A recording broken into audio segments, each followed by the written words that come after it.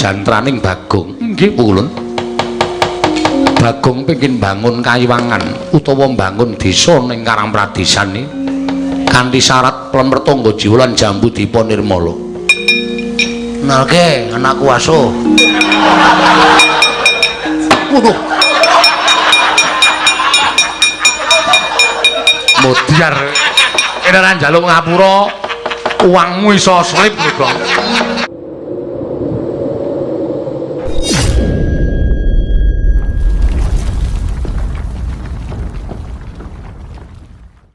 Wong kok sikile sakilan ora kambah lemah.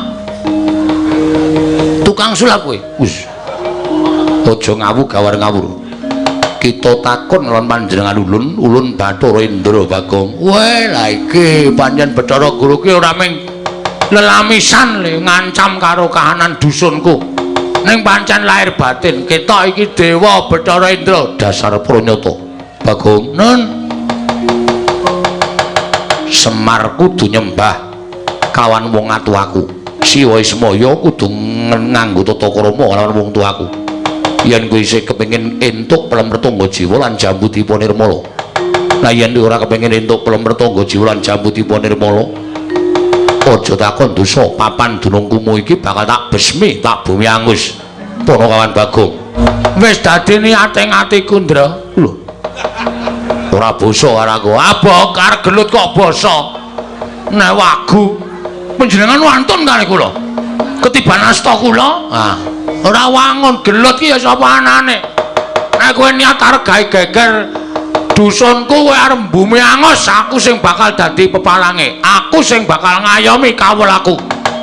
Yen ngono pancen wani karo dewa, sing tak wedeni apamu? Ora minggat dibantanganku kakon tinjo ngakirat nyawamu cemplungke kawah Candra Dimuka. Ayo maju sejangkah. Kowe maju secangkah, aku maju secangkah, terus istirahat di tempat. Wah, aku omongan karo wong edan ki malah suwe-suwe iso melu edan. Iki perang. Ayo maju, reno pangendamu nek ora ilang sertifikatmu aja dunyambak. Lho, dewa ki ra di sertifikat. Oh ya wis asa perang wae. Lho kok ora perang wis dadi kenceng kok ora perang. Maju, ayo. Iki merganing patimu. Kene merganing patimu juga.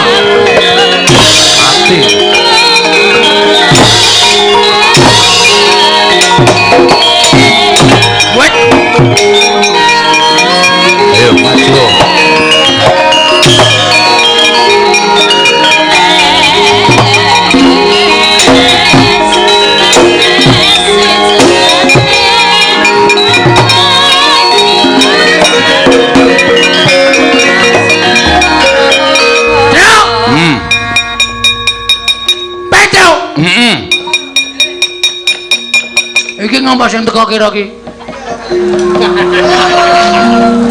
Nendi reng arep mulai aku terus. Mulai. Bola-bali kok arep mulai wae. Wong muni arep mulai kok ora mulai-mulai. Wis ge mulih prung ngono nek kira-kira Bagong ora seneng apa? Aneh to. Aneh piye? Ben ajae piye? Dewa ngantem aku. Heeh. Aku gledak. Loro gledak ya, terus candas aku diantem meneh. Ah santu aku ancang-ancang. Sing anyang-anyangan. Ancang-ancang. Antel ora. Ancang-ancang dewa teko set langsung tak antem. Kailoaning jagat gawaning para dewa, Tru. Tanem ki ra kena lho. Dewane. Heeh. Kaya nganggo aji lembu sekilan. Oh. Nek biyen lho, Kong. Biyen aku tau dikandhani karo bapak. Nek dewa ki walate gedhe. Terus nek ngantem dewa ki aja dodo munggah, luwih-luwih nggon rai, ora bakal kena. Mergo kowe menungso, kana dewa. Terus ngantem, nek ngantem dewa ki dodo medun sekitar peteng, sikil, pupu, kempol lan kono kuwi. Heeh. Keneng mesti keneng. Mati weh. Antem jajamu gletak betot tenan. Sakarmu pokoke. Sing penting pokoke iso menang karo dewa. Minggae, Tru. Iki asli lho iki, tenan. Ora ngapusi ta kowe? Ora. Sing ngomong sapa? Bapak. Nek sing ngomong bapak percaya aku.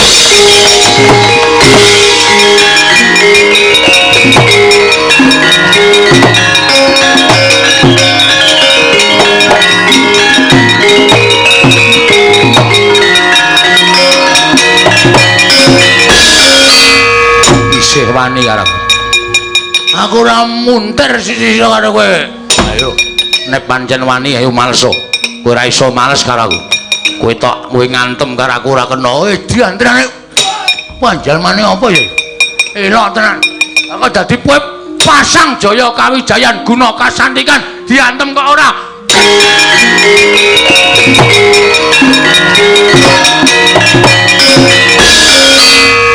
Isih wani karo aku ora munter sisi karo kowe. Ayo nek pancen wani ayo malso.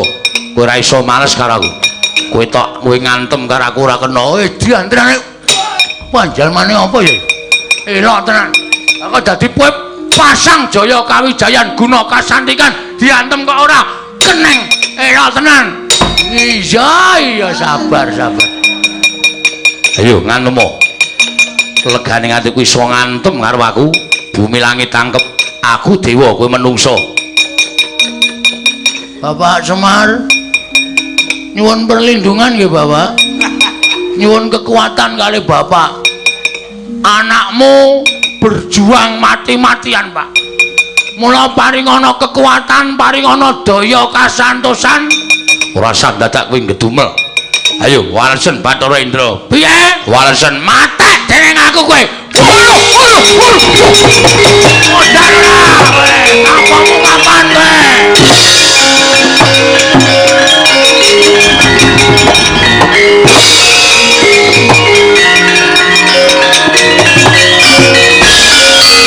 Dia buku karo pede. Waduh. Ana apa kok meringis-meringis? Bagong saja wis ngerti. Keringkianing dewa mripate mendolong. Kaya nyuwun pangestu karo bapak ning ngantem karo aku sing diantem tutunggon dodot tutunggon sira. Enggak napa.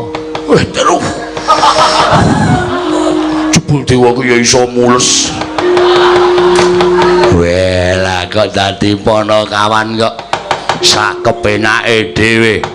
Woi, lah Bagong ora ngalak jabut nyawamu ya.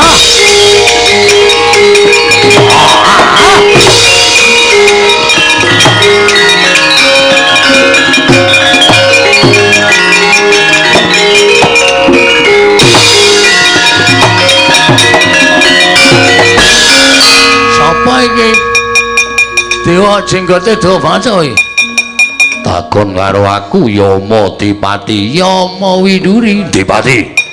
Yama Dipati, ya dasar para nyata. Kowe Bagong wani gendak sikara karo Bathara Indra, kaya adikku.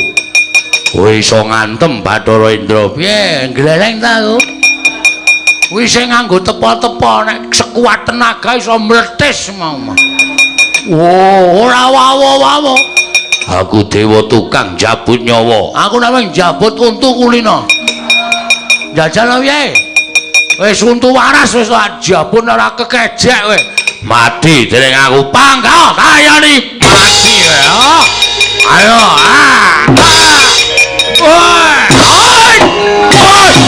waduh modal ora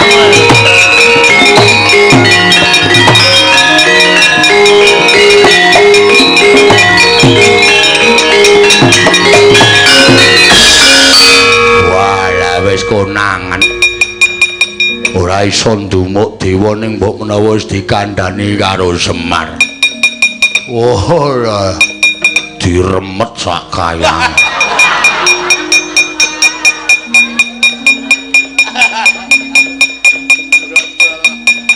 Terus? Tenan lho. Enggak antil ora. Asli ora cakep tangan. Ha iya. Mula melucut. Halo kae. Bathara Brahma kok. Bathara Brahma. Wah, nak nyiling go nyumet rokok. Kok Bathara Brahma nyiling nyumet rokok ora? Dewaning geni to. Iya. Bagong. Nun. Kowe wani ngundurke para dewa, ora wedi karo aku. Ora wedi sapa-sapa. Aku wedi mung karo wong nagih. Tok. Liyane ora sing tak wedeni. Tak obong omahmu, tak obong desamu nganggo dhewe kekuatanku. Weh, ora macem-macem weh. Ora mesake karo kawul aku apa? Ora ono mesake karo kamu. Terus siap, Bro. Terus anu apa jenenge? Apa jenenge? Anu apa jenenge? Kuwi sing diko nyemprot lho. Selang. Selang dilebokke nang irunge gareng kae. Arep bali aku terus.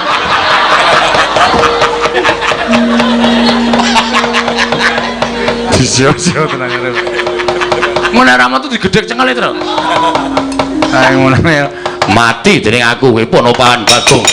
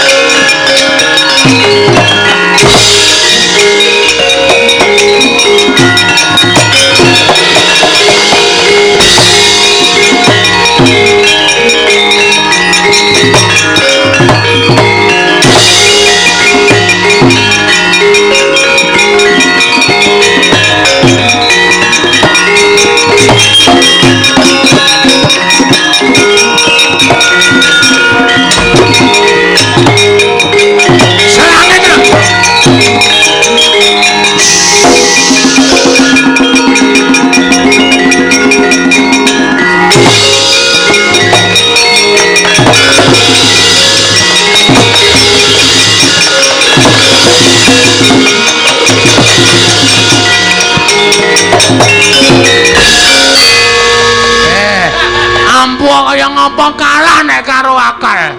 Aku terus gawe blumbang. Terus gawe blumbang. Geni anggere liwat blumbang maps.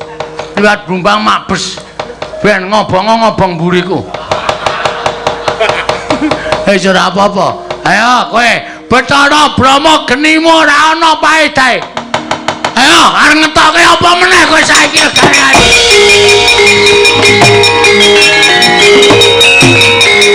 Mati.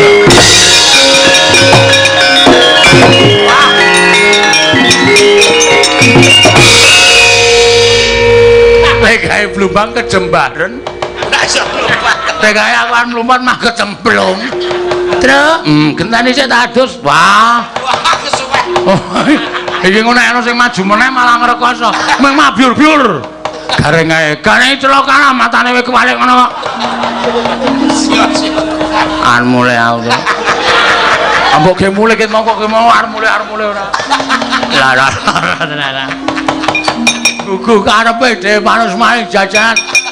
Ayo Bathara Guru sisan kon maju kene ora bakal wedi aku.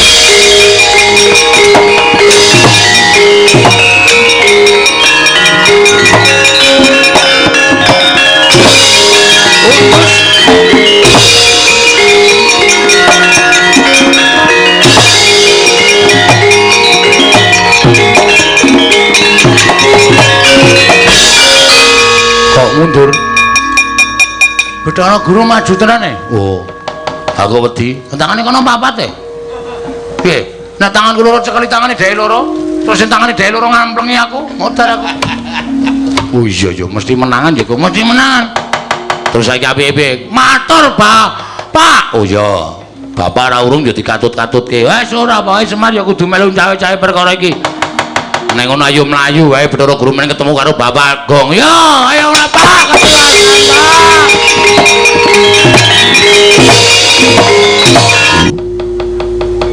Bagong sampun damel wirang kula. Bagong sampun ngucemaken asmanipun kadewatan mila dinten sak mangke. Kula nyuwun Kakang Semar masrahaken Bagong. Tak pasrahke karo sapa? Kalian kula. Kok sik to? Sing luput ki kowe dudu kok Bagong. Nek perkara mau tok gawe gampang mergo ora keteng sethithik lan sedhela aku ki tau tate ngrasake urip ning kayangan.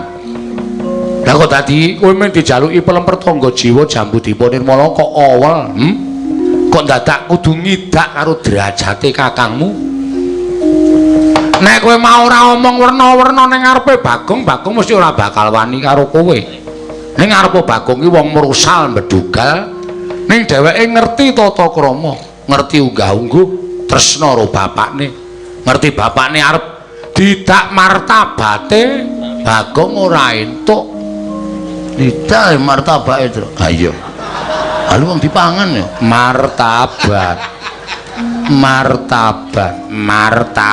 kowe cara sekolah cerewet. Ayo mulai terus.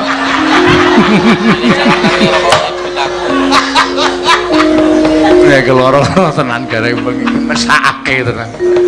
Hah? Ning gandeng kowe wis arep ngidak martabate Semar, Bagong muring kuwi wis bener. Nanging Bagong sampun boten pikantuk pangapunten. Kedah tumut kula wonten kayangan. Wis kene wae. Rasa digawe angel. Saiki nek Bagong arep munggah ning kayangan arep tok gawa arep tok kapake. Badhe kula cemplungaken wonten ing kawah. Mergi Bagong kedah nebus dosanipun. Gandeng Bagong kuwi anakku sing mangkat ning kayangan aja Bagong. Aku wae. Aku wis tuwek. Aku wis kewowogen mangan gempalaning jagat. Aku wis kewaregen mangan kahanan donya. Aku wis tutuk urip nek arep tok cemplungke kawah cemplungno. Aku ora apa-apa. Pak. Aja ya, Pak. Aku isih dibutuhke. Aja, Pak. Wis gak menyang kono, Mir. Kuwi penemumu dhewe-dhewe to, Go. Aku ki wong ora tau mlebu gedang, Tru.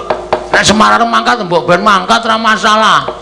Cemplungke kawah ki engko gak renang ya, Mir. Wis iki. Condro dimu kuwi apa? Kulang renang to? Wah. Kuwi nggon papan panyiksan menungso. Waduh.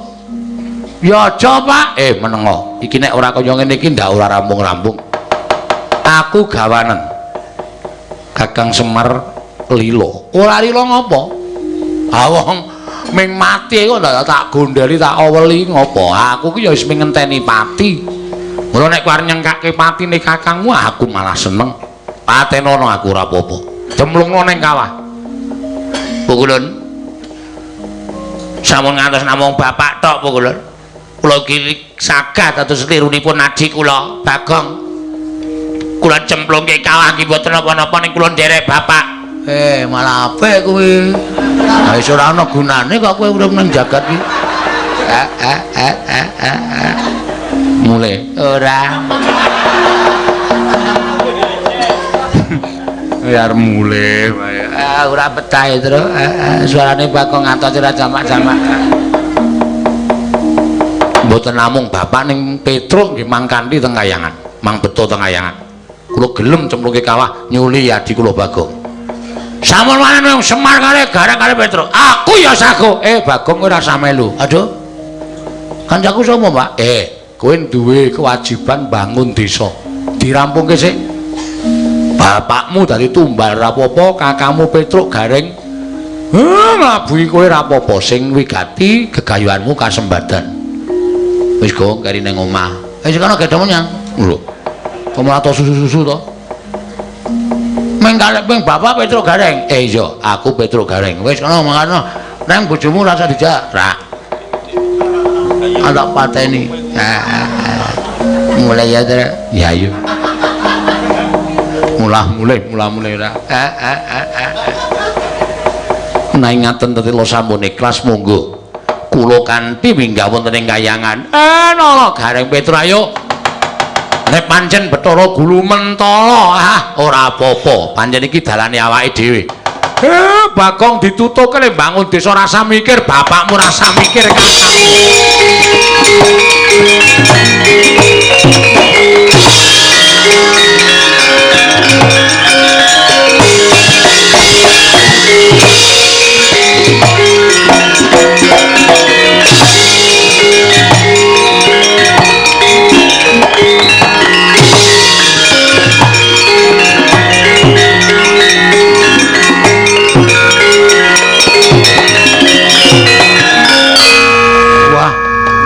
Kok dadi kaya ngene lelakone iki.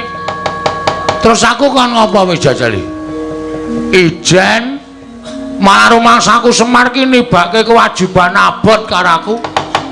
Ane ana kancane Petro Gareng isih lumayan isih iso tajak ngembat abot entek ning pakaryan amis baci ning kawontenan. Ane iki nang ngene iki piye aku? Monggo bapak engko mesti cemplungke kawah mati. Gareng cemplungke kawah ya mati. Petro cemplungke kawah ya mati. Aku ra ento nangis. Aku kudu tetep tangguh-tanggon. Ya meng aku kudu iso nyelametke bapak karo Gareng karo Petro. Arep suwan Pandhawa mesti malah ditukani luwe-luwe Ndara Werkudara nek nganti aku krungu kula ajeng bangun desa. Bagong. Duapure kaya aspal. Bangun desa gecek diasmu. Pruk. Modar. Ndara Janaka tak lapori ya ora dadi atine Bagong. Kowe ora iso njaga bapakmu karo kakang-kakangmu beda apa wis wito ning Madukara minggat. Wah. Kok kebayang-bayang cerita sing kaya ngono ya. Wah, cilaka tenan iki. Nanti apa golek dukune apa ya? Ane kok malah dinaik nomor. Monggo aku wis ados kok ngene ora tau tuku ya ming kala-kala titip. Begal. Wes. Wah iya. Wah. Ayo. Kelingan aku. Aku sing duwe wong tuwa. Ya kuwi Togok. Siwa Togok. Adimu arep dipateni karo adimu Manikmaya. Kowe nek ra iso ngewangi adimu, tak gunting cangkemmu. Tenan asli ya kae lambene kotorong e. Tak jitet tenan. Tak obras tak gawe ciut ning wi. Nang kembak-kembik kok citet-citet. Aku mangkat neng gonamu ya aku sing teko Wategok. Aja kaget ya sayang.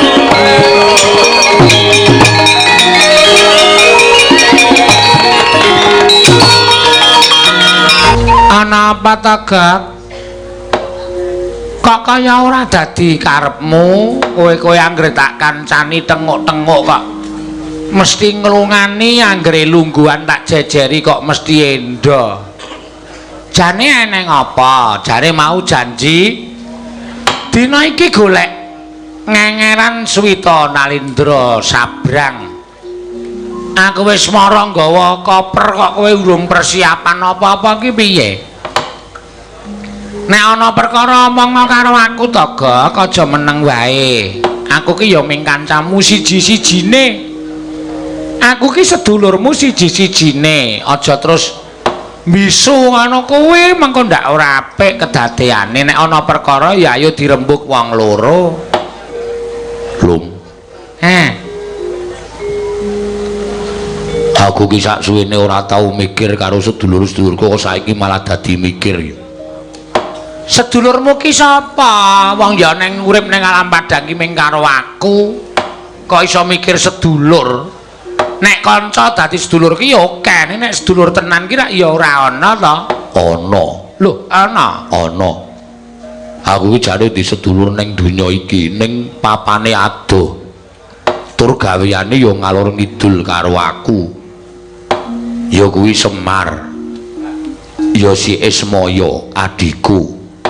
Oh, Semar to? Heeh. Lah ngapa? Ana apa hubungane karo Semar?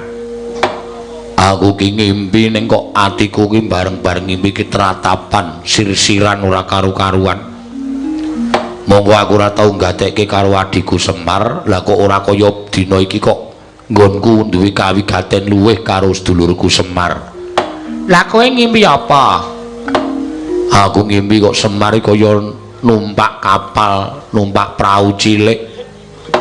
Seneng banget guyu latah-latah. Ana ing tengahing bengawan ning kok ora ngerti sangkan parane. Bengawan mau banyune banjur gedhe. Wekasan praune glimpang. Prau glimpang Semar bengok-bengok nyeluk jenengku njaluk tulung karo aku. Lung. Aku kok tratapan kaya ninggal jejabang ning tepining balumbang ya, Lung. Apa arep ana lelakon sing ngembet karo uripe adikku Semar? Saiki ngene. Terus nek upama kowe arep apa? Wong ya papane adoh tenan, dadak nyabrang segara.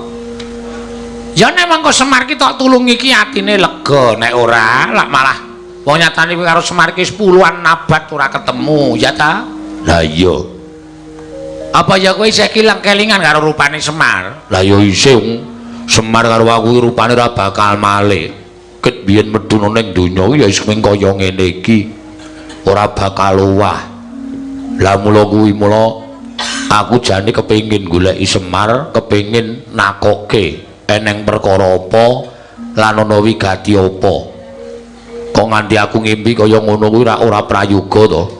Sik, ngimpine ya apa? Ngimpine para esuk ngancik impen ya kuwi winastan puspa tajem utawa kadara dasih. Impen sing bakal kelakon. Mula nek nganti iki ora tak tanjihke mengko ndak aku kleru ya, Lung. Ya nek pancen niatmu kaya ngono ya ora apa-apa. Yo tak kancani. Nek ora ndidit numpak kapal ya ngerake debok. Ora modar ning dalan. Wong segarane gedene ora jamak-jamak kok. Iya piye carane supaya iso ketemu karo Semar mergo atiku ora penak tenan. Lah nek wis ora penak ngopo meneh? Wis yo tak turuti engko nek wis rampung perkarane ndang golek ngeran meneh, Gok. Kok kaya suarane Bagong. Kaya anake Semar sing ragil. Wah, iki nek ra ndelik mantek-entekan iki. Wong iki gayane njaluki apa-apa wis bar tak kei jam tangan barang. Isin njaluk kalung kesehatan barang. Monggo Bagong. Wow. Padha Gok. Bagong. Aduh, alhamdulillah. Togok ora lunga. Aku sowan ya, Gok. Wah. Aku sowan ya. Ya rene munggah kene nggih Cah Bagus. Wah, selamat datang. Lho. Kuwalik ora. Rene munggah kene. Wah, aku ngaturake sembah sungkem siwa ndekem tak antem ya, Pak. Ya. Bagong lho iki. Wah, jan. Aku ngaturke bekti ya, Pak. Ya tak tampa. Ae cindil mburimu kae isih urip to? Kowe ora sembrono iki Pakdemu Bilung. Pakde Bili, bilang. Pakde Bilung aku ngaturke bekti ya, Pakde. Ya, Bagong tak tampa pangestuku tampan ana ya, Bagong. Tak gegem dadake jimat. Wah, jan siwa ki saya lemu saya tua saya lemu. Omahmu apik saiki, Pak? Iya. Kae lukisan dhuwur kae fotomu, Pak? Kok kaya cangkem boyo. Boyo wis semen, wong jeneng sing lukis ora teko iso kok. Ayo wis Apik tenan jan, Pak. Elok tenan. Wah, nganggo saiki dinehi gebyok. Limaringi Gustiku ratu-ratu sabrang kuwi kok, Gong. Aku ora tuku kok, Gong. Ya ora apa-apa jeneng peparing iki kudu diopeni. Engko tak gawane ya, Gong. Lah, wis. Kae ra jam sing sok metu manuke to, Gong. kaya paringane ratu Gustiku mbiyen sing wis mati Prabu Wirambana Dewa. Wis suwe le mati kuwi. Le mati wis jaman Pak Gita Toyan kuwi. Iya. Ambiyen ratune jenenge Wirambana Dewa. Ayo. Kowe dioleh-olehi jam kae. Oh. Wah, apik. Nganggo jam rasa titut glung titut. Manuke metu to. Oh. Kenapa iso metu ora, Gok? Ora aneh-aneh senengane omongane ki terbung sapirake dhewe. Ayo alam-alaman sik. Mbok padhe bilung kok gawe wedang, Pak Gok. Ngelay aku. Nek kene iki anane ya ming wedang putih, doyan apa piye? Wah, putih ra masalah, waton ra dicampuri gamping. Kono lung jukukno ngendak cerewet cangkeme. Wong saiki cah bedugal, cah merosal. Wis, ngibarate seger tanpa ngombe, wareg tanpa mangan. Siwa, Apa? aku sowan Siwa iki arep atur pelaporan wae. Atur pelaporan bab apa? Ngene wae. Bapak iki arep cilaka. Lah, rak tenan to. Aku ki wis ngimpi sing ora-ora. Bapakmu kena apa? Ah, tak critani rasa nyemprot sik torongmu. Aku ora pengen bangun desa wae. Aku entuk sasmita senate bangun desa aku kudu ditumbali nganggo pelem pertangga jiwa lan jambu dipa nirmala. Lah iya. Monggo kuwi anane nang kayangan. Terus apa jenenge? Bapak tak jaluki tulung, Pak, mbok tembungke Bathara Guru. Bathara Guru kelakon medun ning dusunku. Wah, kanugrahan. Kanugrahan apa? Malah ngisro. Bathara Guru iki. Sebabe Tak jaluki pelem pertangga jiwa ora gelem. Ning njaluk syarat, bapakmu kudu nyembah karo aku, kudu basa karo aku. Aku mah nek wong tuaku kok didak-idak martabate ming perkara aku kepengin njaluk pelem pertangga jiwa, Bathara Guru tantang, Dik. wah, Bathara Guru kita tandang. Oh, ngece to, ngece. Karang toko ki nek omong ngene iki. Apike cangkemmu tak tukune kok? Wus. Lambe yo arep dituku ora. Terus geger perang. Perang bareng Bathara Guru maju, aku melayu, dewa-dewa kalah karo aku. Masa? Weh, domongi kok. Kalah kabeh Bathara Indra, Bathara Brahma, Bathara Yamadipati, Bathara Penyarian. Pacare kowe kalah karo aku. Ha iya. Mundur aku malapor bapak. Aku arep dibondo karo Bathara Guru arep cemplungke nang Kawah Candra di muka. Bapak ora oleh. Wis Bagong kowe menengo nang omah kene mbangun desa men ketekan penjangkamu. Bathara Guru aku sing dadi suliye, Bagong aku patenana. Wah, bapak karo Gareng karo Petrus saiki digawa Bathara Guru munggah nang Kayangan Surabaya wae. Kayangan endi? Surabaya. Suralaya. Ha iya padha lambemu. Suralaya, mula aku bingung. Sapa sing iso mitulungi bapak bareng aku kelingan aku ki ndek pakde sing menyu. Wih, ngunake pakdene. Ya kuwi Pakde Togok. Mula aku njaluk pambiyantre Pakde Togok. Jare sampeyan ki kakangne bapak. Kowe tak critani ya, Gong. Heeh. Aku bapakmu Manikmaya kuwi biyen sekondhok. Wih, Dian. Apa ora suwek bokonge? Ndoke semono gedene. Gose to. Ndok iki ya ndok lumrah. Wah, tak kira nek gedhe banget tenan. Mobrot-mobrot. Lha ngeden tenan ngrekoso. Lah ndok mau kulite dadi aku, putiane disebut dadi bapakmu, kuninge dadi Manikmaya. Wah, terus mburimu kuwi teleke. Meneng lu ngrasa ditelur, rasa tok tanggapi ndak malah ora apik. Telek ya ora apa-apa wis ben. Nah, aku dijenengke Tejamaya, bapakmu jenenge Esmaya, sing ragil dhewe ya kuwi jenenge Manikmaya.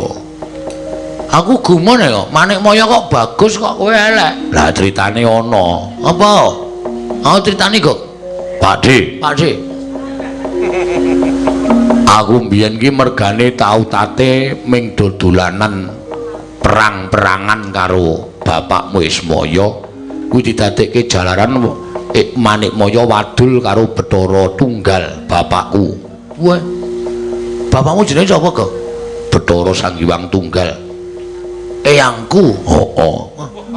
Dian aku jan turun dewa tenan. Ning kok kene. Wis nasibe kok ya. Terus dilaporke Kanjeng Rama, Kakang Tejamaya kali Kakang Ismaya sami perang rebatan kepengin dadi dewaning para dewa. Bapakku Sang Hyang Tunggal duka. Aku didukani. Kowe kena dadi dewaning para dewa.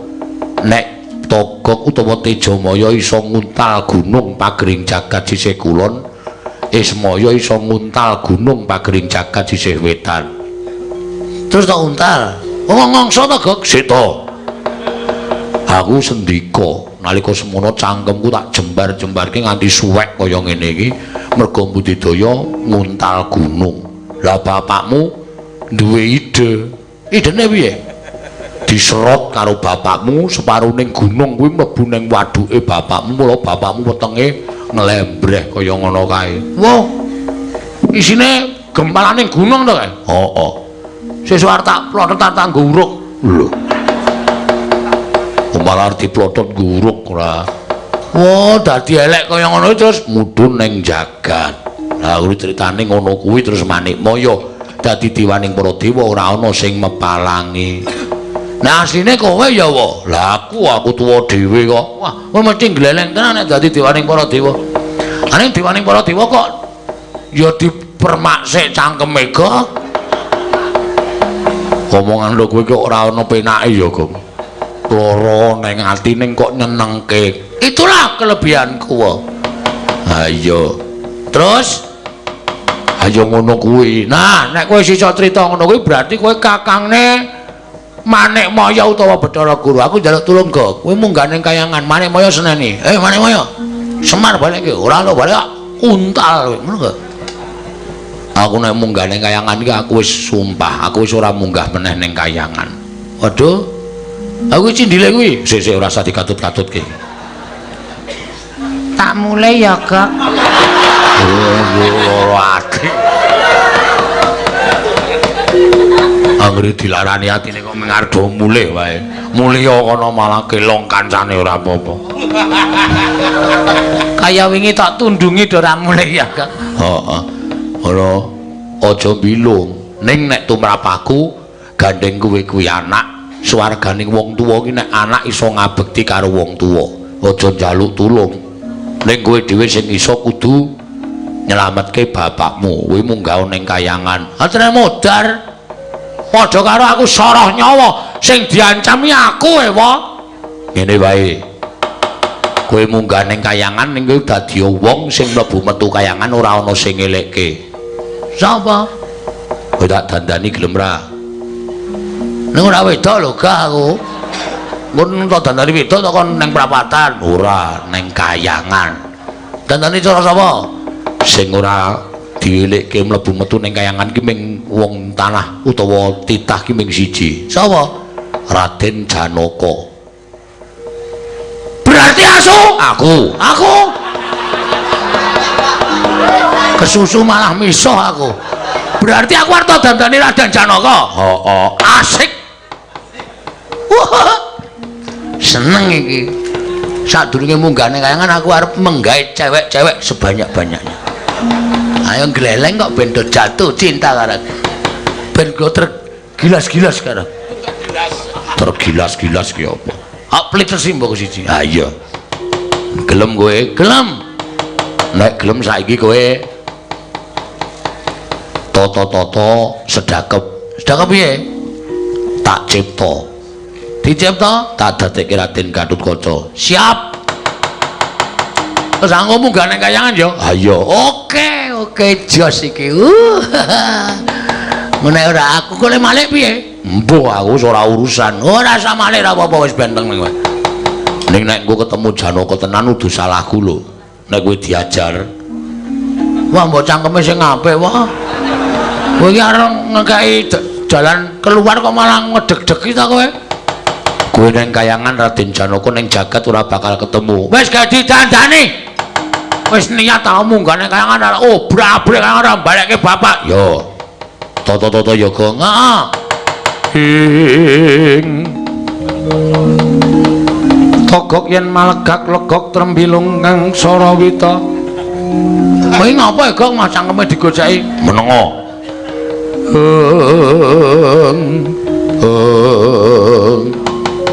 Ki lurah Togok yen to wis mingkupke cangkeme bakal duwe gawe. Nalika semanten mandi panyuning ki lurah Catugara. ilang wujuding Lurah Bagong wujud Raden Arjuna satring Madukara. Mulak-malik iki Ulara krasa wong iki. Kowe iki wis malih.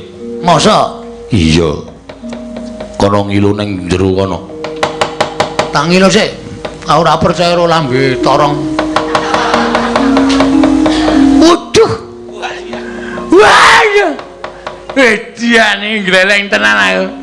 Wah, nuwun ya, Gak. Iya, padha-padha. Waduh jane iki. Jos tenan iki. Ndok suarane ora ngono kuwi. Tegek.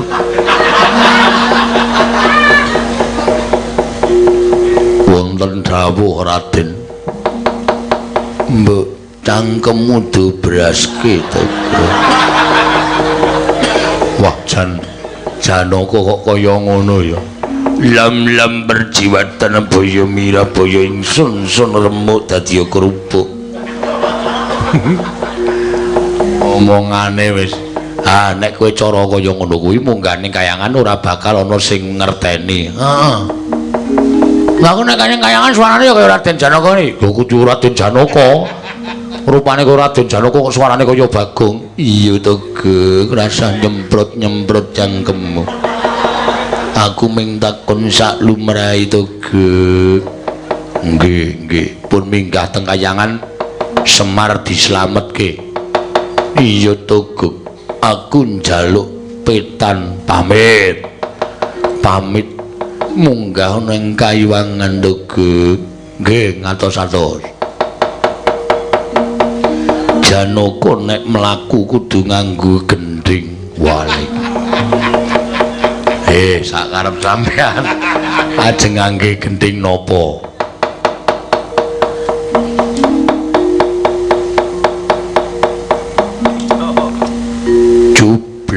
Jublak suweng ting glenter. Sik.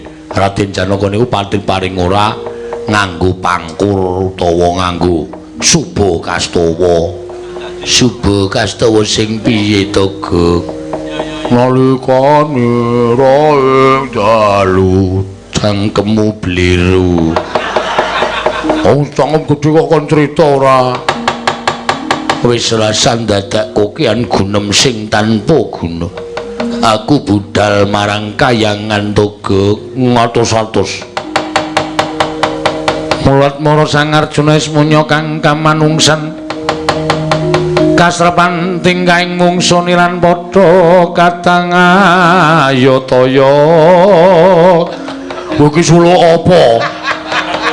Tegek, aku bingung Tegek. Dadi Janaka kok ora positif ora. Gendang cekak-ceket. Yo kancane gise gembira rap-rapan nyune segara. Janaka kowe ora kaya ngono kuwi. Coba nyuwun pambiyantune pengrawit. Tegek iki ora ana pengrawit. Pengrawite padha mulih dewi-dewi Tegek. Wah, jan sampeyan niku pripun to? Ndang budal iku ana apa perlune?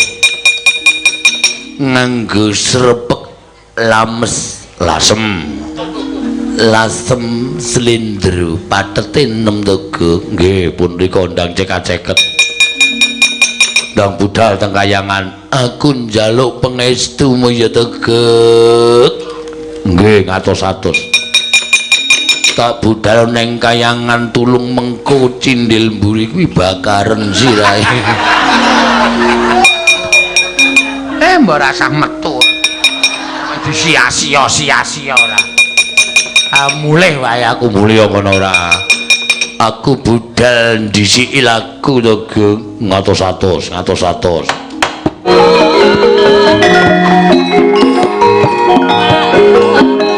Wah, iki ngopo? Ora ono apa-apa kok diantem.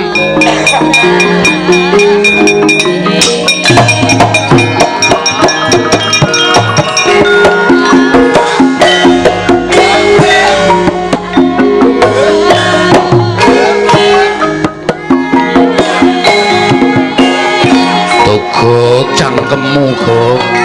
Sing ngangkut niku sampean.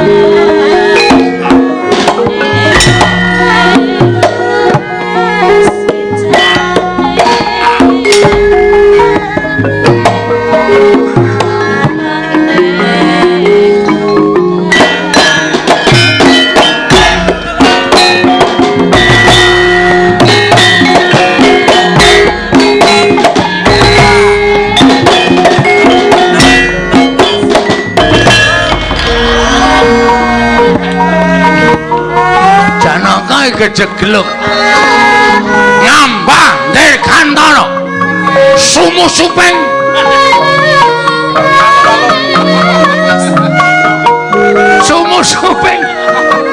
Irma-imantok sumu-suping tengah-tengah ben sigra dedel ngambah Ndek Kantara sowan ana ing kayangan Suralaya. Bukulun. Aja lali aku kok swara Bagong terus to iki. Bukulun. Kula ingkang sowan Bukulun.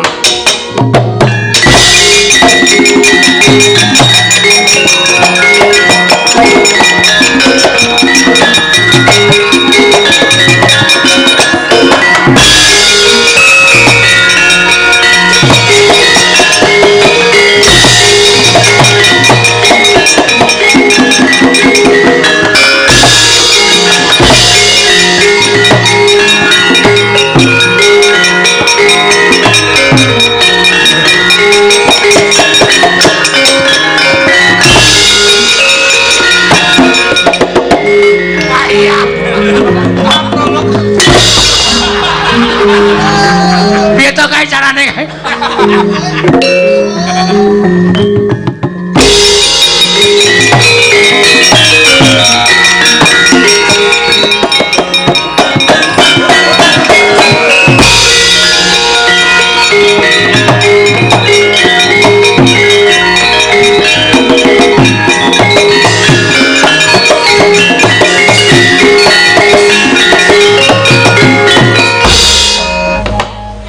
Kakang Semar mugi andadosna ing kawuningan sasampunipun Kakang Nayantaka rawuh wonten ing kayiwangan estunipun menapa ingkang kula aturaken wonten ing jagat nalika semanten namung minangka dados panodi anggendika Kakang Semar mastuti menapa boten dawuhipun dewa. Aku wis pasrah bongkokan. Yen pancen kabeh dadi sarana kasembadaning sedyane anakku Bagong, aku nadyan kudu tata nyawa tak pasrahke marang kowe Bathara Guru. Kakang Ismaya mboten, kula mboten badhe mentala merjaya dhateng Kakang Ismaya jengandika menika kadang kula sepuh. Mila sasampunipun rawuh wonten ing kayiwangan kula mboten badhe tumindak ing mboten sakmestinipun Kakang, malah sakmangke dipun sisihaken aturipun Manikmaya ingkang sampun kelajeng kula aturaken dhateng Kakang Semar nalika wonten ing jagat. Sakmangke Kakang tetep dados kadang kula sepuh, tetep dados sesembanipun Manikmaya. Kowe iki piye to? Dewa kok mencla-mencle. Maune aku arep tok cemplungke kawah, aku wis gelem, aku wis manut. Bareng tekan kene kowe menehi pangapura kelawan aku. Dosa menapa ing badhe kula sandhang menawi kula mentala dhateng Kakang Nayantaka. Mila sampun Kakang, mangke Bagong badhe kula palingi pelem Pratangga Jiwa lan Jambudipa Nirmala. Lan Kakang Semar ugi mboten badhe kula menapak-menapakaken. Malah sejatosipun Kakang Semar kula aturi rawuh wonten ing Kayiwangan menika badhe kula sugata dedaharaning Kayiwangan Kakang Semar. Kowe iki ora kleru to Guru? Mboten Kakang. Menika sampun kula cawisaken dedaharan kinarya nyugata rawuhipun Kakang Semar menapa dene Nala Garing lan Petruk. Monggo kula aturi ngragapi kanthi merdikaning penggalih. Sampun ngantos wonten raos sangga runggi. Indra wonten timbalan. Dedaharan katur Kakang Ismaya ya wong atuwa kita aturna marang ngersaning Kakang Ismaya mriki ngestakaken dawuh ulun.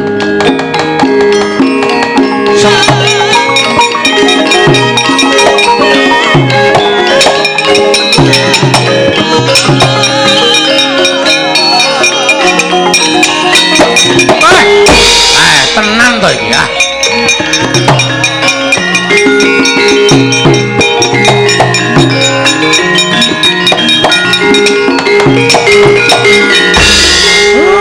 Tak kira kowe iki mung lelamisan.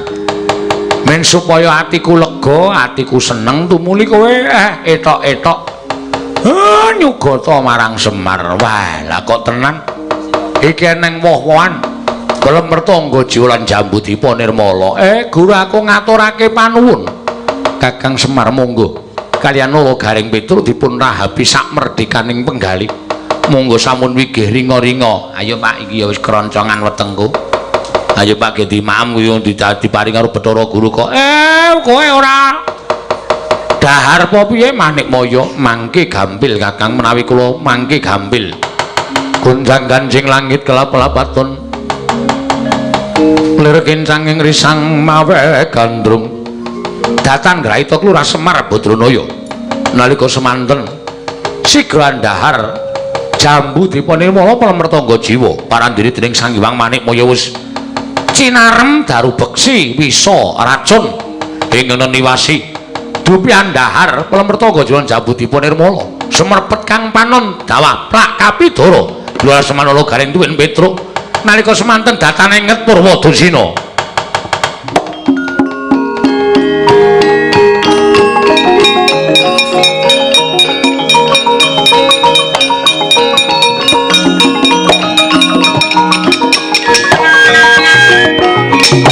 Ya Tra, wah seger banget. Banyune akeh.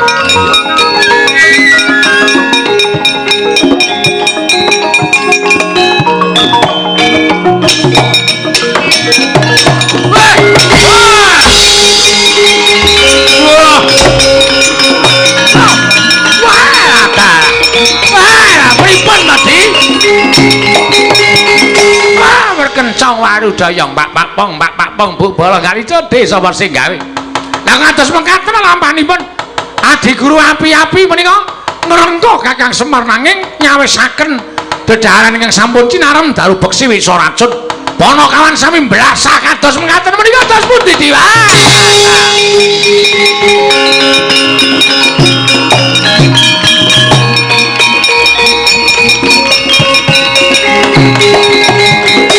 Apan menika ingkang kula kajengaken Kakang Semar Nala Garing lan Petruk sampun ngraosaken sakit tumuntun badhe kula cemplungaken wonten ing kawah Indra wonten timbalan kuandhaning Panakawan katelune papan ana ing pinggiring kawah Candradimuka. Sawise iki mengkulun pribadi ingkang bakal nglundhungake kuandhaning Panakawan katelune marang kawah Candradimuka Indra.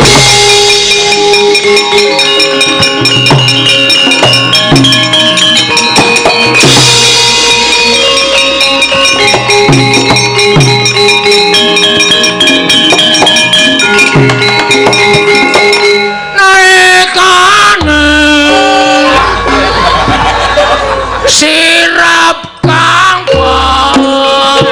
lawa nara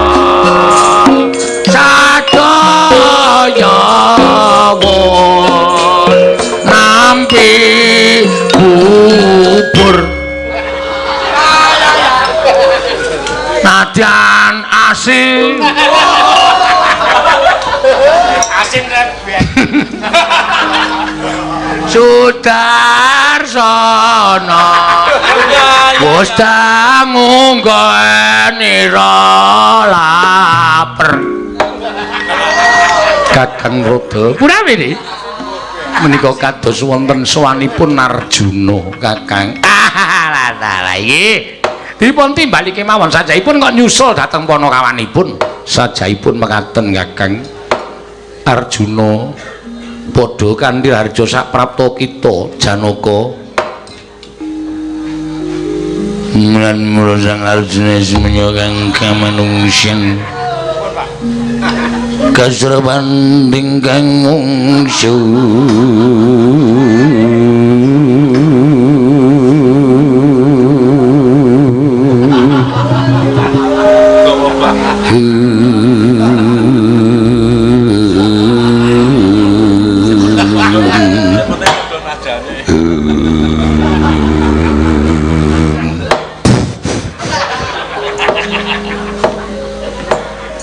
Janaka kok gawa gong dhewe arepe piye? Arjuna maring adhem padha kanthi harja saprapta kita niring sambikala tansah pinayungan ing kawidadan pikulan kepaneng kula ngaturaken sembah sumangga ing pangabekti kula kunjuk pikulan. Ya Arjuna lun tampa pangestu lun tampanana menawi kenging menawi mboten kenging kajenge rincang-rincang ingkang nambani Pukulun. Iya ya Arjuna wigatine apa kita sowan ing sepisan menawi Pukulun selo bincang menika Madukara badhe kendurenan edian jenenge Madukara kok ming gendurenan kok ngulemi dewa iki lho. Pukulun apa Janaka kula kecalan memanik ing ati memanon ing ati Pukulun. Iya kita kelangan apa STNK Pukulun langgenah Kakang Rada menika kadut timbali terus sampun. Janaka sajaipun minggah menika sampun ngunjuk ciu sajae. Omongane ora petha. Kecalan memanon ing atiku linggih menika pun setunggal Kakang Semarang. Kaping kalih nggih menika kawan kula piyambak nggih menika pun garing. Ing monggo tiga inggih menika pun Petruk Pukulun miturut layang kabar harian Merapi Semar Petruk lan Garing dipun boyong wonten ing Kaiwangan menapa kasinggihan mekaten Pukulun. Iya wigatosipun menapa Pukulun dene Kakang Semar lan Petruk lan Garing Pukulun wonten dewa ingkang muntah-muntah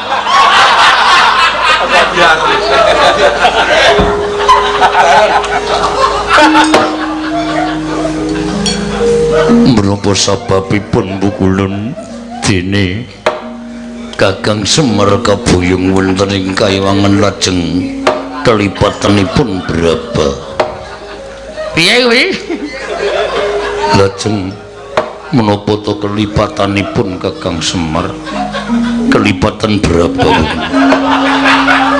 Kalepatan. Nggih, kalepatan maksud kula kados pekaten Pukulun. Bakal ulun cemplungake ana ing kawah Candradimuka Janaka. Lha dalah. Lepatipun Kakang Semar mapan wonten ing Pindu. Pundi Pukulun. Kakang Semar wani kan panjenengan ulun. Pukulun apa Kakang Semar kula suwun susuke Kakang Semar kula suwun. Semar bakal kita jak bali marang jagat Megater. Nala Garing uga bakal kita jak bali. Inggih Bu Kulun. Yen ulun ora maringake kula badhe ngamuk ngibarati kados dene banteng ketata. Ugi kados dene gajah ingkang ngamuk punggung. Kula mboten badhe ikhlas menawi Kakang Semar mboten kaparingaken dhateng Rakuan le ngampet aku. Omongan gedhe iki ngrekoso tenan. Rakuat le ngampet. Nanging mboten kaparingaken kula badhe ngamuk wonten ing kayangan Bukulun. Bumi goncang ganceng langit kalap katon ler kincanging ngares Arjuna wonten dawuh Bukulun. lali dhek Wonten pangandikan ingkang adhewuh. yen ngono kita bakal wani kalawan kadiwatan. Yen pancen wani Janaka aja ndodhok ayo ngadeka padha karo Iwang Pikulun Jatimurti.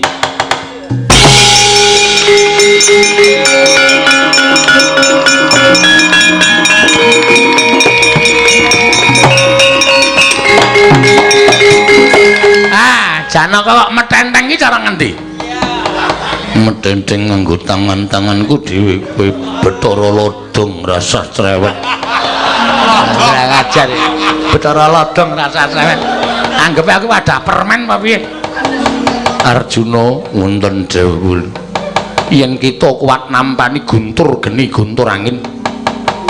Wonten sanes guntur ingkang sok ngepit menika. Guntur isi ora cah dileke ya. Arep kaya ngono ya kowe. Kula mboten badhe panggah. Den kula mboten badhe ngungkuraken guntur geni guntrang. Monggo kula aturi namakaken Pukulun mati dening ulun kita Arjuna.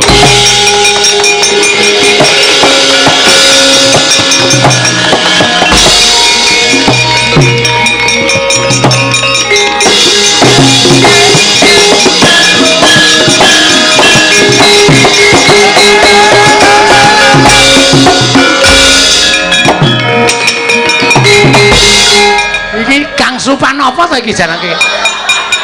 Wah, Janaka kan joget kaya Dursasana kowe. Janaka kita malah nguncalake suku semunantang lawan panjenengan ulun. Aja takon dosa tiban Cistri Sula njeblug dodo kita Janaka.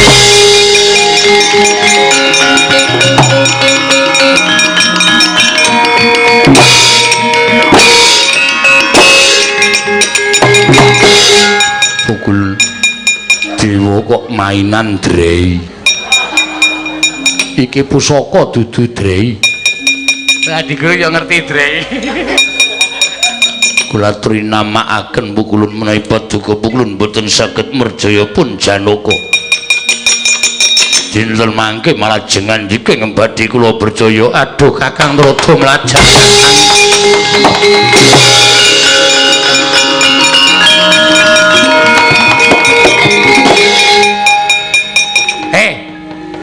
Iki nganggo sandangane sapa kowe? Walah, dapure kaya ngono kok dadi wong bagus. Ora sastrewet kowe. Ora ngunang-unangi aku lho, ora ajar kowe ora. Pukulun rada apa Janaka? Pukulun Kanika Putra. Iya, piye? Kula badhe manjing wonten ing kamar mandinipun widodari. Ais dengkulmu amah ora? Kita ngapa kita? Kok dadi Janaka barang? Madosi bapak kula. Wis ora ana dewa kowe omong biasa ndak malah kecetit kala menjingmu. Anu yang goleki bapake. Bapakmu Semar karo kakangmu Gareng Petro pancen dibondo dening Adi Pramesti Bathara Guru. Ngandel ora, pancen si Pramesti iki pancen keparat tenan. Teng pundi saniki dadi dekoke nang pinggiring candra dimuka. Aduh. Nek ora tak belani, nek ora tak slametke gake, slametno uculana bandane Bakoke. Waduh, ora nang kono. Oh iya.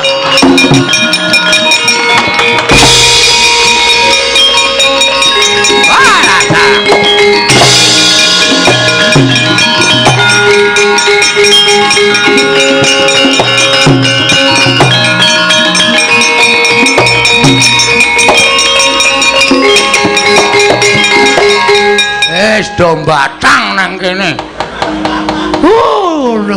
Semar ya tuwekan. Aku wegah banget ndelok gareng rupane iki. Yen mau sore lah aku ndelok gareng jan tak tambani Pak. Tak suwun ke ngersaning sing gawe urip Bapak durung wanci. Durung wancine tekaning pati. Merga kowe tak kandhani ya Pak apa terus bape tok kowe durung tekaning wancine tekaning pati Pak. Kijinge rung dadi mir.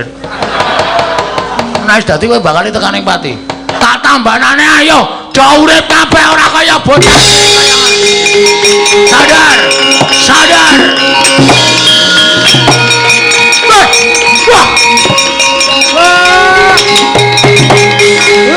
Ndara kula ngaturaken bekti nggih, Den.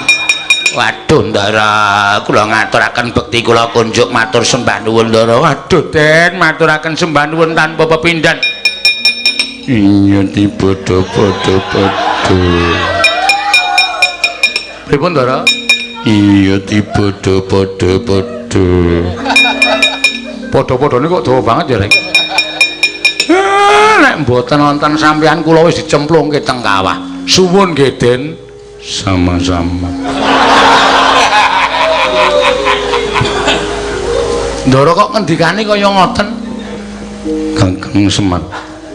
Ojo kaget. Aku lagi bali wae saka Batavia kan. Nitih napa? Senja Utama. Ndara apa? Petro nun mbok iki kon semingkir. Wong kok rupane kaya rating. Awar mulai terus aku apa? Wong ngerti arep mulai. Setan iki wah diapure Bagong lho ya.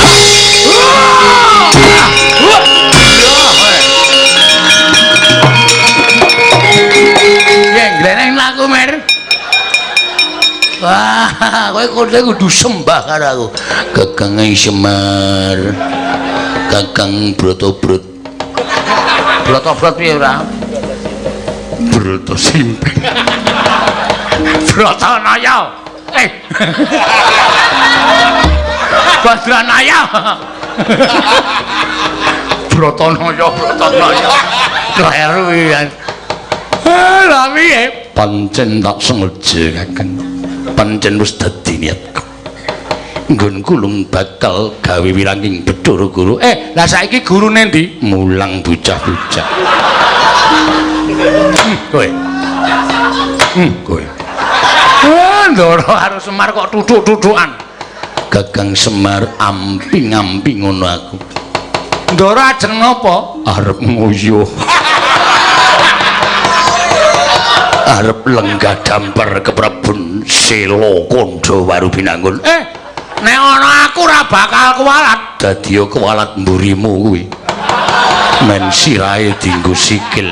Arep bali terang. Engko kok dilongkas bubar kok bola-bali ora. Ayo dah.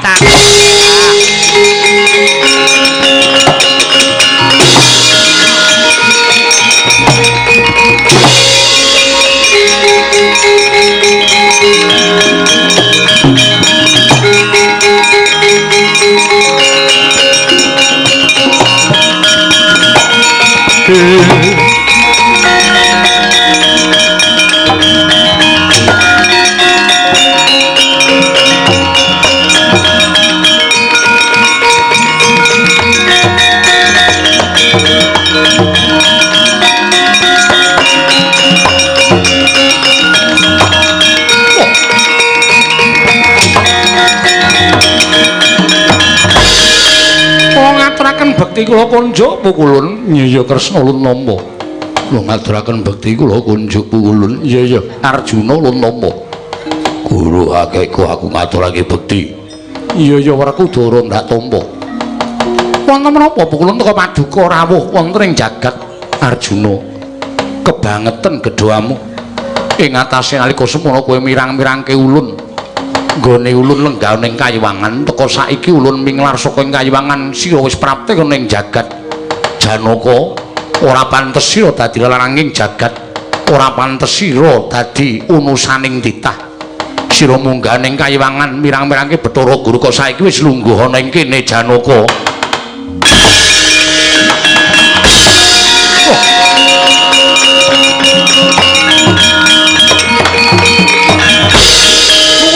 Menapa lamaning magepokan kelan kadang kula pun Arjuna Janaka sowan ana ing Kayiwangan. Nalika semana Janaka mirang-mirangke kelawan panjenengan ulun, Janaka ngembari marang panguwasa ulun. Ulun ora nrimakake lah bareng ulun lunga saka ing Kayiwangan ninggal Suralaya. Lah kok Janaka wis lungguh ning kene. Kresna iki lelakon kepiye wae dalah Arjuna.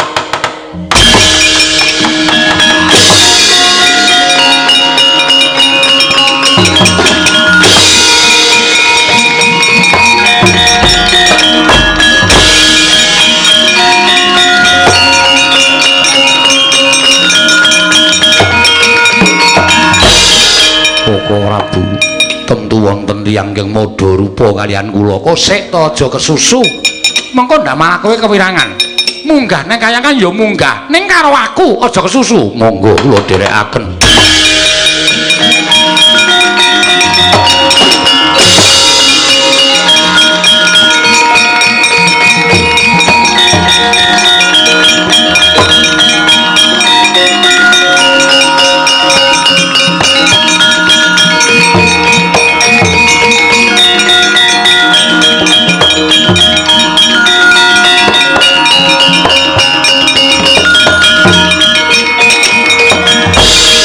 Ucap kacarita Raden Janaka nedeng sedhih sungkawa enggalih amargi mboten sampun kedina mancine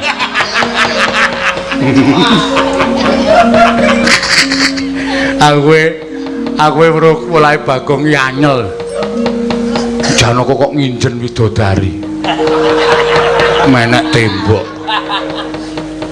Gus dus ndasmu Gus kok dus iya njaluk ngampura pinter ending aku ora patek krungu mengke enten napa-napa sing minggah teng Kayangan ampun wedi lho ampun gigrik wong sampean bener iya Kakang Angling Darma aja nganti kuwatir Kakang wah omongane wis sakarepe dhewe ora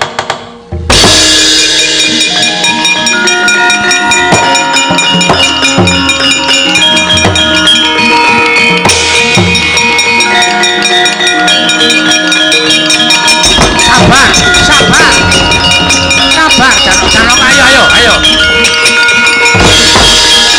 mungsu ora tatanan madha rupa karo Janaka kose sabar diseleke rasa aja kesusu sabar karepe dhewe Kakang Semar kula iki sapa iki Kakang kanthi syarat Plemrtangga Jiwa lan Jambu Dipa Nirmala nalke anakku asuh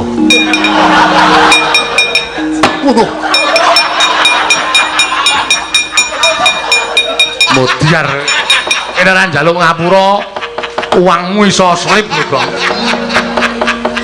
tangane cilik atos ora jamak-jamak sapa ta iki Sang Hyang Wenang wah ngapunten ya Bu Kulun ora dadi ngopo Bagong kok iki sapa sing iso mermak wajah kaya ngono kowe Kakang nganti iso padha karo aku Kudus Werkudara arep ngopo dugangane tenang lungguh tenang ayo lungguh wah Aduh.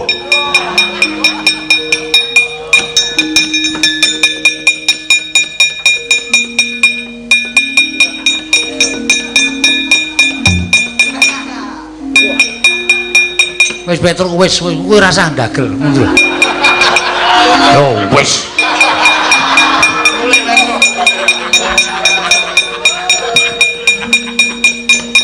Kakang Semar iki ngopo? Ah, anjen kula sengaja. Iki sapa Kakang? Napa sampean lali pangling? Lho, aku rumangsa durung ngerti iki Janaka to. Lah nggih.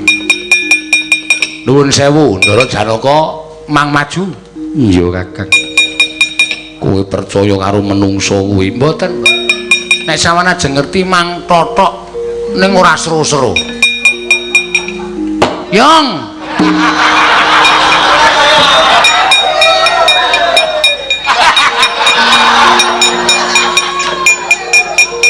Piye Janaka? Brondolo.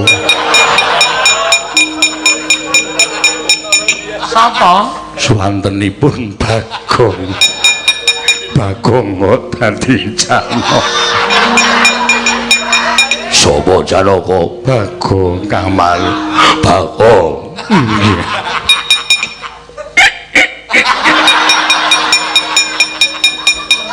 Werkudara suarane gedhe kok mbar guyu mak ngik ngik ngik. Koko Prabu. Koko Prabu Sri Bathara Kresna. Kula ngaturaken sembah pangabekti kula kunjuk Koko Prabu.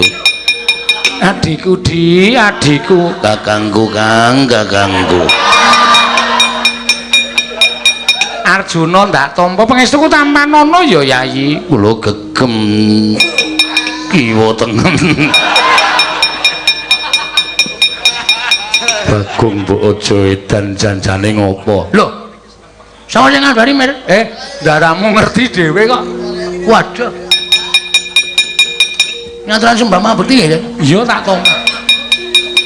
Janjane eneng apa? Masalahe meng sepele. Kula kepengin jambu Dipa Nirmala pelemper tangga jiwa nggo mbangun dusun. Ya, terus Bathara Guru malah nggawa Semar kali Gareng kali Petruk ajeng dihukum teng Kawah Candra di muka. Oh, lah memper nek tok kapokke kaya ngono kuwi memper. Dewa kok tumindake kaya ngono. Mekaten. Lah aku gumun kowe iki dadi Janaka kok iso ora apa-apa kena guntur geni guntur angin. Aku lha pun tepung suwe. Karo sapa? Karo guntur. Kowe iki pusaka kok karo guntur karo guntur. Kowe coba kowe salina. Mbolo tak ngenten mawon, ora salin. salin nak pecah ndasmu ngono. Alah. Engko sampeyan Sembadra turu Sri Kandi. Ya ora. Ngreng ngadeg kok terus nyemelangi ya. Bagong Salina. Mer, aku ki lek gak ngono ki ngene iki sik Tommy, togok. Togok. Hah? Aku ora iso le carane salin ki piye aku ya ora dong. Lah pripun kok ya ora dong? Ha kuwi ora usah omong kowe menungso jijik ora usah omong kowe. Mulai ya terayam musik. Kurang 10 menit mulai.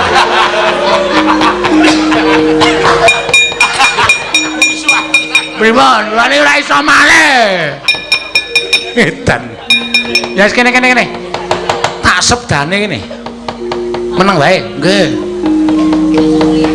Bola dalah jagat Dewa Bathara. Bumi gonjang ganjing. Kepiye to malah suluk? Lerkin sanging risang mawe gandrung. Waduh.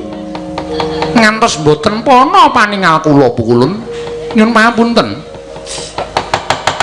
Mbok menawi sak mangke klintuning matrap kula ingkang nyunaken pangapuntenipun. Kadang kula Arjuna wiwah Werkudara kula nyun pangapunten pukulun. Mboten ngertos. Ngilaing.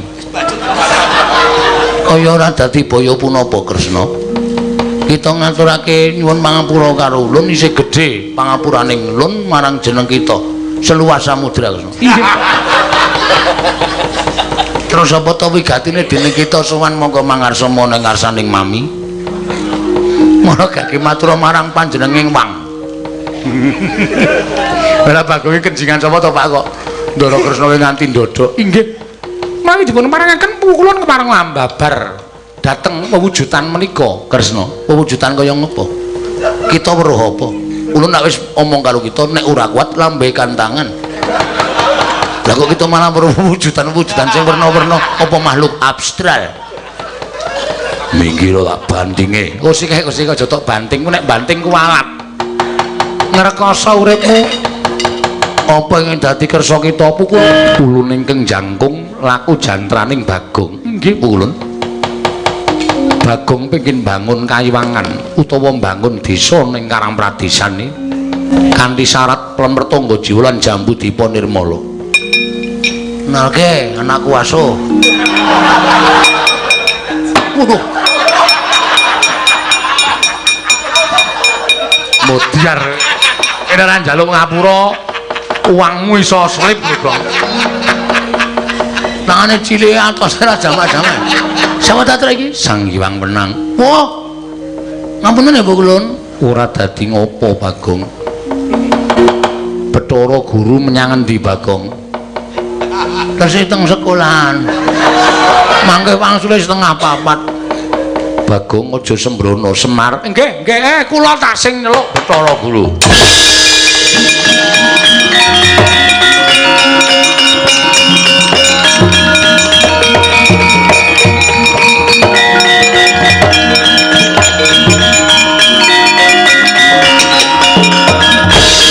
Jambudipa Nirmala Plemrtangga Jiwa paringna Bagong. Inggih ulun kita nyuwuna pangapura kelawan kadang kita Ismaya lan aja mbok baleni pakarti kita yekti yen nganti ulun prisa aja takon dosa ulun lebur kanarindran kadewatan kita ulun sotake dadi titah sewantah. Aduh Bu Kulun nyuwun pangapunten Bu Kulun.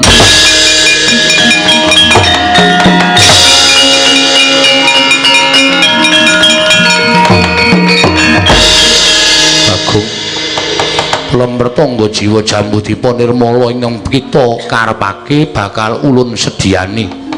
Mau ulun Sang Hyang Bathara Wenang pun paring dawuh kedah maringi 3 bagor. Teneh entek njaluk kok 3 bagor ulun paringake kelawan jeneng kita Bagong. Lan bangunan wewangunan lair batin ana ing Karangpradesan muga-muga mujudake kawula ingkang ayem tentrem nir ing sambikala Bagong.